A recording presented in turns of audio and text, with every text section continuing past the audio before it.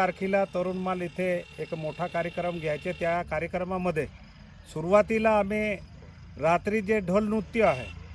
त्या ढोल नृत्याचा कार्यक्रम इथे तरुणमाल इथे होणार आहे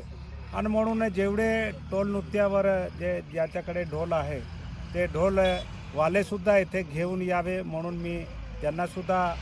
आमंत्रण करतो आहे। दुसरं त्याचबरोबर जे वेगवेगळे महिला बचत गट असेल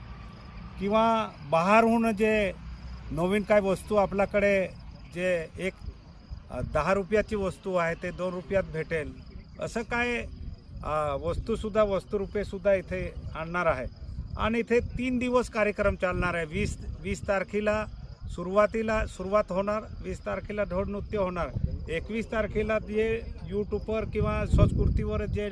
आपले समाजाचे आदिवासी समाजाचे गाणे असतात काय असतात ते सुद्धा तिथे प्रोग्राम होणार आहे। त्याच्यानंतर आपल्याला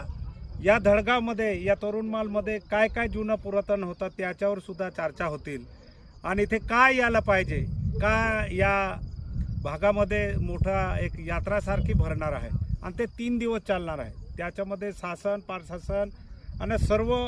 या भागातले ते सरपंच साहेब असेल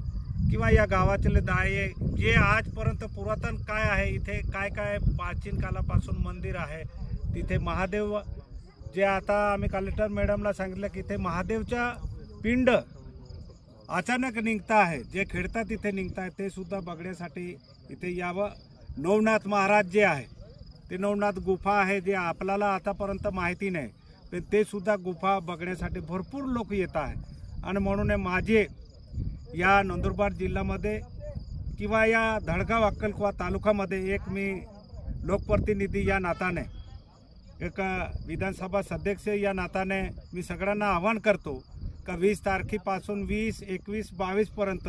3 दिवस हे कार्यक्रम होणार आहे आणि त्या कार्यक्रमामध्ये सर्व आदिवासी समाज आणि जे महिला बचत गट असेल किंवा जे व्यापारी असेल ते सर्व यावे हे नम्र विनंती करतो।